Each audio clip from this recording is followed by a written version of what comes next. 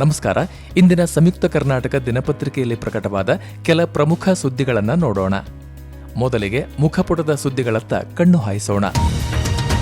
ನನ್ನ ಸರ್ಕಾರ ಜಾರಿಗೆ ತಂದಿರುವ 5 ಗ್ಯಾರಂಟಿ ಯೋಜನೆಗಳು ಆರ್ಥಿಕವಾಗಿ ಹೊರೆಯಾಗಿಲ್ಲ ಮತ್ತು ರಾಜ್ಯದ ಆರ್ಥಿಕ ಸಂಪನ್ಮೂಲ ಸಂಗ್ರಹವು ಉತ್ತಮವಾಗಿದ್ದು ಹಣಕಾಸಿನ ಸ್ಥಿತಿಯು ಉತ್ತಮವಾಗಿದೆ ಎಂದು ರಾಜ್ಯಪಾಲ ಥಾವರ್ಚಂದ್ ಗೆಹ್ಲೋಟ್ ಅವರು ಹೇಳಿದರು.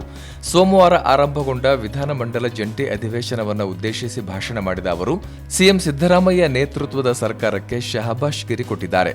ಆದರೆ ಪ್ರತಿಪಕ್ಷ ನಾಯಕ ಆರ್ ಅಶೋಕ್ ಅವರು ಸಿದ್ದರಾಮಯ್ಯ ಸರ್ಕಾರದ 1 ವರ್ಷದ ಸಾಧನೆ ಏನೂ ಇಲ್ಲ ಮತ್ತು ಈ ಸರ್ಕಾರಕ್ಕೆ ದೂರದೃಷ್ಟಿಯೇ ಇಲ್ಲ ಅಂತ ಟೀಕಿಸಿದ್ದಾರೆ. ಈ ಹಿಂದೆ ಬಿಜೆಪಿ ಸರ್ಕಾರವಿದ್ದಾಗ 40% ಕೊಡಬೇಕಿತ್ತು. ಆದರೆ ಈಗ ಹಿಂದಿನ ಸರ್ಕಾರದ ಕಮಿಷನ್ಗಿಂತಲೂ ಹೆಚ್ಚು ಹಣವನ್ನು ಕೊಡಬೇಕಾಗಿದೆ ಎಂದು ಕರ್ನಾಟಕ ರಾಜ್ಯ ಗುತ್ತಿಗೆದಾರರ ಸಂಘ ಅಳಲು ತೋಡಿಕೊಂಡಿದೆ. ಸೋಮವಾರ ಸಿಎಂ ಅವರನ್ನು ಭೇಟಿಯಾದ ಗುತ್ತಿಗೆದಾರರ ಸಂಘದ ಅಧ್ಯಕ್ಷ ಆರ್ ಮಂಜುನಾಥ್ ಅವರ ನಿಯೋಗ ಬಾಕಿ ಬಿಲ್ ಶೀಘ್ರವೇ ಬಿಡುಗಡೆಗೊಳಿಸಬೇಕೆಂದು ಮನವಿ ಸಲ್ಲಿಸಿತು. ಬಳಿಕ ಈ ಬಗ್ಗೆ ಮಾತನಾಡಿದ ಸಿಎಂ ಸಿದ್ದರಾಮಯ್ಯ ಅವರು ಗುತ್ತಿಗೆದಾರರ ಬಾಕಿ ಬಿಲ್ಗಳನ್ನು ಪರಿಶೀಲಿಸಿ ಕ್ರಮ ಕೈಗೊಳ್ಳಲಾಗುವುದು ಎಂದು ಭರವಸೆ ನೀಡಿದರು.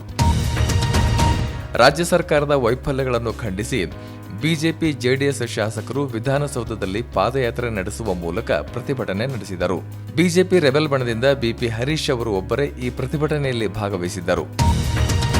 ಪ್ರಧಾನಿ ನರೇಂದ್ರ ಮೋದಿ ಅವರು ಸೋಮವಾರ ಕಣ್ಣಿಗೆ ಗ್ಲಾಸ್, ತಲೆಗೊಂದು ಹ್ಯಾಟ್ ಧರಿಸಿ ಗುಜರಾತ್ನ ಗಿರ್ ಅರಣ್ಯ ಪ್ರದೇಶದಲ್ಲಿ 1 ರೌಂಡ್ ಸಫಾರಿ ನಡೆಸಿದರು.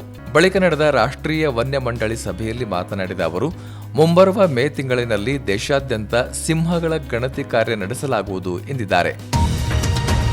ಮೆಟ್ರೋ ಟಿಕೆಟ್ ದರ ಹೆಚ್ಚಳ ಮಾಡಿದ್ದರಿಂದ ಪ್ರಯಾಣಿಕರ ಸಂಖ್ಯೆ ಮತ್ತಷ್ಟು ಇಳಿಮುಖಗೊಂಡಿದೆ. ಕಳೆದ ತಿಂಗಳಿನಲ್ಲಿ 13% ಮೆಟ್ರೋ ಪ್ರಯಾಣಿಕರ ಸಂಖ್ಯೆ ಇಳಿಮುಖವಾಗಿದೆ ಎಂದು ಬಿಎಂಆರ್ಸಿಎಲ್ನ ಅಂಕಿಅಂಶಗಳೇ ವಿವರಿಸುತ್ತವೆ. ಇನ್ನು ದೇಶದ ಬೇರೆ ಬೇರೆ ಕಡೆಗಳಲ್ಲಿನ ಮೆಟ್ರೋ ರೈಲಿನಲ್ಲಿ ವಿದ್ಯಾರ್ಥಿಗಳಿಗಾಗಿ ರಿಯಾಯಿತಿ ಪಾಸ್ಗಳನ್ನು ನೀಡಲಾಗುತ್ತೆ. ಆದರೆ ನಮ್ಮ ರಾಜ್ಯದಲ್ಲಿ ಅಂಥ ವ್ಯವಸ್ಥೆ ಇಲ್ಲವೆಂದು ವಿದ್ಯಾರ್ಥಿಗಳು ಆಕ್ರೋಶ ವ್ಯಕ್ತಪಡಿಸಿದ್ದಾರೆ. ಇದೇ ಮೊದಲ ಬಾರಿಗೆ ವಿಧಾನಸೌಧದಲ್ಲಿ ಹಮ್ಮಿಕೊಳ್ಳಲಾಗಿದ್ದ ಪುಸ್ತಕ ಮೇಳಕ್ಕೆ ಸೋಮವಾರವೇ ತೆರೆ ಬಿದ್ದಿದ್ದು ಪುಸ್ತಕ ಪ್ರಕಾಶಕರ ನಿರೀಕ್ಷೆ ಹುಸಿಯಾಗಿದೆ.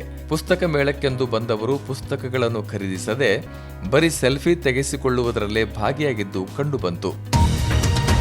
ವಿಧಾನಸಭೆ ಸ್ಪೀಕರ್ ಆದ ಮೇಲೆ ಒಂದಿಲ್ಲೊಂದು ಸುಧಾರಣಾ ಕ್ರಮಗಳಿಗೆ ಹೆಸರಾದ ಸ್ಪೀಕರ್ ಯುಟಿ ಖಾದರ್ ಅವರು ಇದೀಗ ವಿಧಾನಸಭೆ ಅಧಿವೇಶನವು ನಡೆಯುತ್ತಿರುವ ಸಂದರ್ಭದಲ್ಲಿ ಮಧ್ಯಾಹ್ನ ಹೊತ್ತು ಊಟವಾದ ಬಳಿಕ ಶಾಸಕರಿಗೆ ಸ್ವಲ್ಪ ಹೊತ್ತು ನಿದ್ರೆಗೆ ಜಾರಲು ಆರಾಮದಾಯಕ 17 ಆಸನಗಳನ್ನು ತರಿಸಿದ್ದಾರೆ.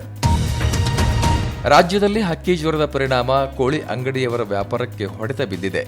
ರಾಜ್ಯದಲ್ಲಿ ಇಲ್ಲಿಯವರೆಗೆ ಮನುಷ್ಯರಲ್ಲಿ ಹಕ್ಕಿ ಜ್ವರ ಕಂಡುಬಂದಿಲ್ಲ ಮತ್ತು ಒಂದೇ ಒಂದು ಇಂಥ ಪ್ರಕರಣವೂ ದಾಖಲಾಗಿಲ್ಲ. ಈ ಬಾರಿಯ ಬಜೆಟ್ ಅಧಿವೇಶನ ಸೋಮವಾರವೇ ಆರಂಭಗೊಂಡಿದ್ದು ಮಾರ್ಚ್ 7ರಂದು ಸಿಎಂ ಸಿದ್ದರಾಮಯ್ಯ ಅವರು ಬಜೆಟ್ ಮಂಡಿಸಲಿದ್ದಾರೆ.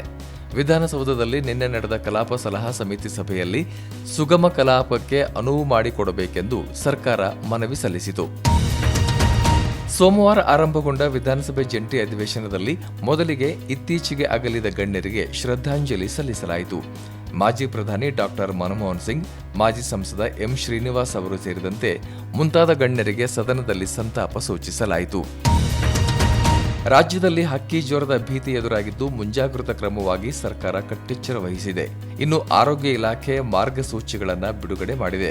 ಅತ್ತ ಬಳ್ಳಾರಿ ಮತ್ತು ಬಾಗಲಕೋಟೆ ಜಿಲ್ಲೆಗಳಲ್ಲಿ ಹಕ್ಕಿ ಜ್ವರದ ಹಾವಳಿಯ ಭೀತಿ ಎದುರಾಗಿದೆ. ಇನ್ನಷ್ಟು ಬರವಣಿಗೆಗಳು, ವಿಶೇಷ ಲೇಖನಗಳು ನಿಮಗಾಗಿ ಕಾಯ್ತಾ ಇರ್ತವೆ. ಓದ್ತಿರಲ್ವಾ?